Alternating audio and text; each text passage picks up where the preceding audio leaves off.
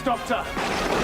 Now it ends! Well, for once, he's right in this situation. This video here marks the end of our RTD month, and rightfully, this video here is going to send it off. If you've read the title correctly, this is going to be a ranking video that lists the top 10 of the Russell T Davies written episodes from Rose in 2005 to The End of Time Part 2 in 2010. Now, before we start this journey, I do have to stress that these choices will be my own personal choices.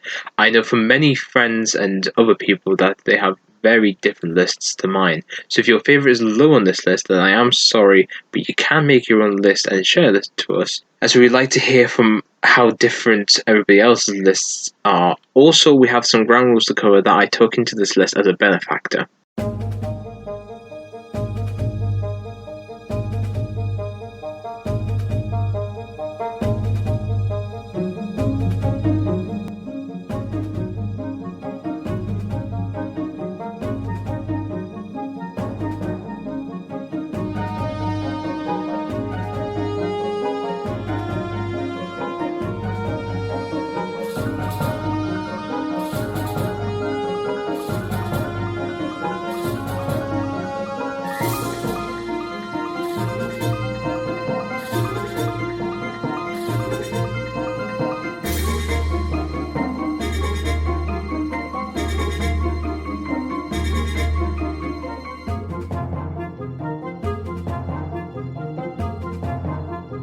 So, without further ado, let's begin with the titles. Wait, what?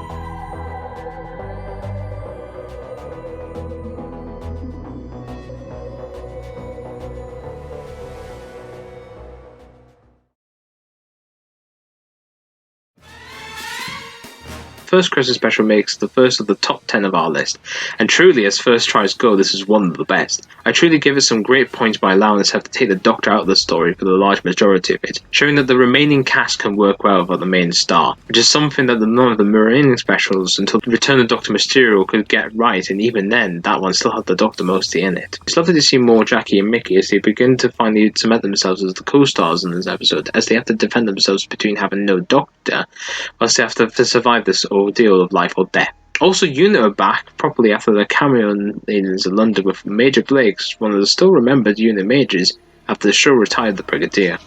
Also, Harriet Jones is back and she gets way more to do, even dealing with one of the most crucial and heartbreaking moments of the episode, where she begs for the Doctor or anyone associated with him to find him and get him to wake up. The cigarettes are very entertaining, how they seem to be the next biggest alien army that has everyone to face, and it's a damn shame that they're relegated to only reappearing in outside media, where the way they entered the show was literally so great that it shook the atmosphere.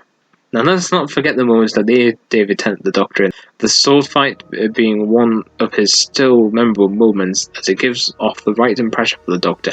It may not be as good as Pertwee or Eccleston to me, but I still commend the fact that he was still able to do it.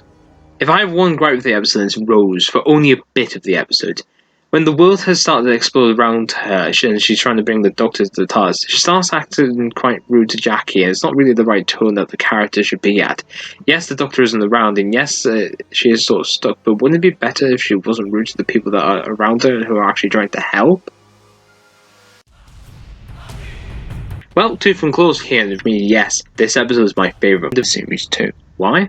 Well, it may have to do with the episode is really good with its breakdown action that really shows the improvement of the first series, but the running really feels invigilating. The werewolf is actually one of the better CGI effects withstanding to the test of time, as I really feel like it looks the part and definitely looks like it could attack the main characters around it.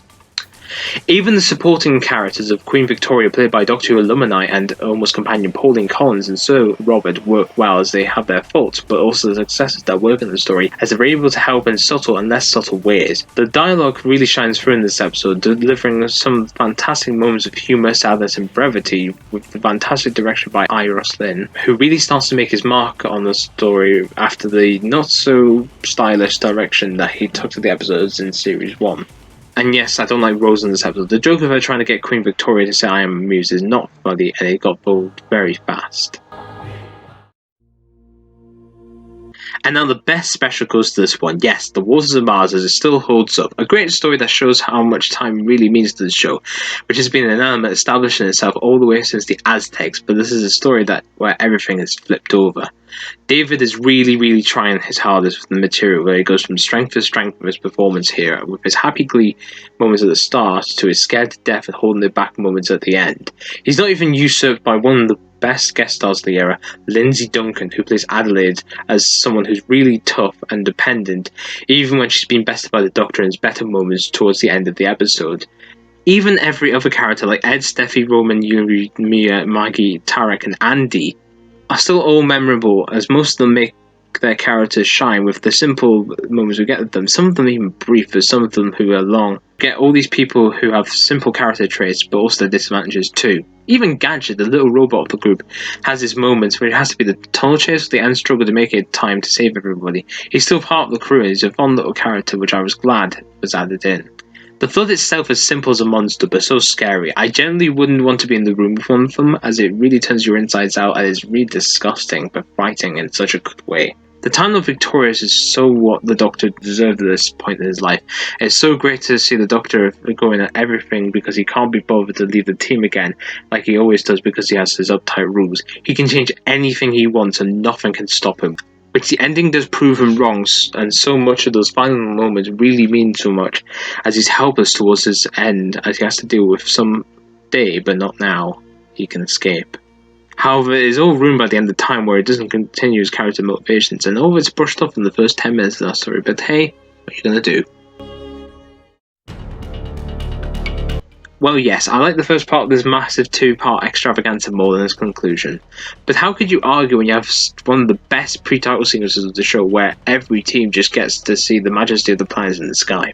But hell, if you think that's good, there's a hell of a lot more with the teams on Torchwood, most of the SJA, and even some of the separate crews of the companions that have more to do with the Doctor and Donna. Which isn't so to say that the main two don't have to do with anything in the episode, which they do, which is with the Shadow Proclamation scenes, and even the Doctor's reintroduction with Davros is well implemented in the episode. Speaking about the Daleks, they return to their most brutal ways in this episode, with them annihilating the Valiant, destroying units in New York base, and attempting to get rid of Sarah Jane and Torchwood before laying the killing blow, which is surprising to this day to how this Dalek actually got to kill him, where other Daleks failed. Even before then, Wilf's best moment with the paint guns here, and even the meeting of a lifetime is so great to be done here, with the Subwave Network scene, which is sadly but surely says goodbye to Harry before we have the regeneration that shocked everybody when they first saw it.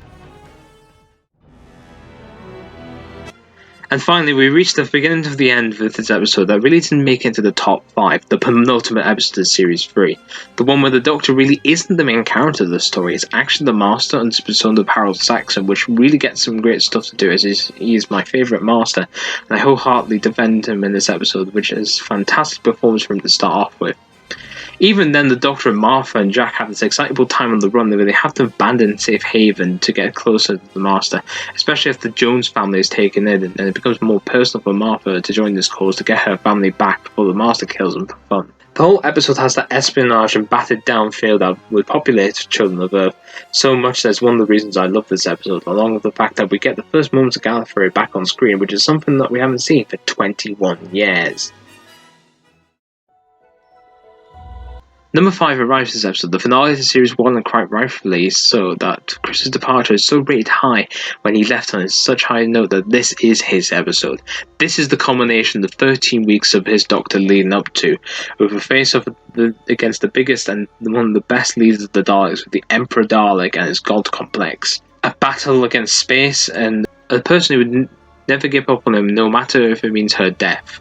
Jack leading the last defense with them, even though they're not going to make it out with him, giving the Doctor all he has to give him 10 more precious seconds. This finale is brutal, and I'm glad that Jean has already talked about the scene with the Doctor and the Leaver, because I don't think I have better words to say about this episode, but it's fantastic, just simply fantastic. Next up is Utopia, which sees the massive return of Jack from the last episode of our list. And I just love the scenes between Jack and the Doctor in this episode. And yes, I know the dynamic isn't the same due to the changes in the Doctor, but you can tell that they care for each other as they care for Rose in the same way that they care for Martha, so she didn't go the same way as that Rose did. Martha gets some really good character development with Chamful, with one of the best memorable aliens in this series. But of course, we can't say anything good without the work of Derek Jacobi's portrayal of the respectful Professor Yana. Professor Yana, who is so sure on making this dream work for the humans that he's willing to sacrifice his chance of his future to let them all live. Even still, his brief portrayal of the Master still makes him one of the better candidates for the top position of the best Master, which is frankly more developed than the War Master box sets. So with all that, you can finally see how this episode reaches its utopia point. Hold up, Boomtown's number 3, I hear you cry? Yes it is. And why? Well, I think it's because it's one of the most underrated episodes because it gives you so much under the guise of giving you so little to work with, which is done excellently well with its character work. Eccleston's comedic moments string through here as he gets some real big and laugh out loud jokes. Barrowman just shines through despite the fact that he's not really in the biggest part of the episode. Noel Clarke really shines through here. This is the episode where I finally got there to being a proper character for Mickey, and how he leaves at the end of this episode is excellently done. But of course, like Utopia, it's the guest star that really makes this episode what it is. Learning from prior mistakes, Annette Badline really works on her performance compared to what she had in the first two-parter. Without her, some of the comedy, the drama, sympathy, and the threat wouldn't work so well if it wasn't for the talented performance of the character that could have been tracked lower if she was, but she went even more beyond to give us one of the most memorable characters and scenes of the series. Yes, it's the years and years backdoor pilot. Turned left, it's so dark and threatening to life that it's so good. With David being out, Catherine Tate has her finest performance as Donna, playing such a different type of character, a one that wasn't made better, but a one that just couldn't cope with the world at the time. So much mystery is even brought to Rose Tyler, who makes a good guy for the weird and brash ultimate dimension that Rose has to guide Donna out to make the right decision. As Donna realizes, and I can't believe they actually put this out at this time, the sour mood and conclusion to her character is brought on by her death, leading us out into the cliffhanger at the end of the universe being at stake. It's so good that really it should be number 1, but instead I have one more episode that I favour more than this one. That is Midnight, of course. I can truthfully say with all this from heart, this is the finest 45 minutes of Doctor Who that Russell ever wrote. There's so much in this episode that has so little that is really built. I mean, for most of the episode, we're really stuck in one simple cabin, but that's the majesty of it. We may be stuck, but we're not hating these characters, or loving the fact that we have another low-budget affair. No, this is an episode survivor, one where you can show and say this is not what to do in some situations, a one where, even for a moment, the Doctor's life has been taken over and is about to be thrown out, a one that you can really say for the experience of nothing, and one where the less said about it, the better it becomes. I'd love to talk more about this episode, but I actually did a whole video about it last month, and I advise you to go there to let me show you what I like and dislike about this episode. This work of art that was written and created, the emotional and heart-wrenching television that it was.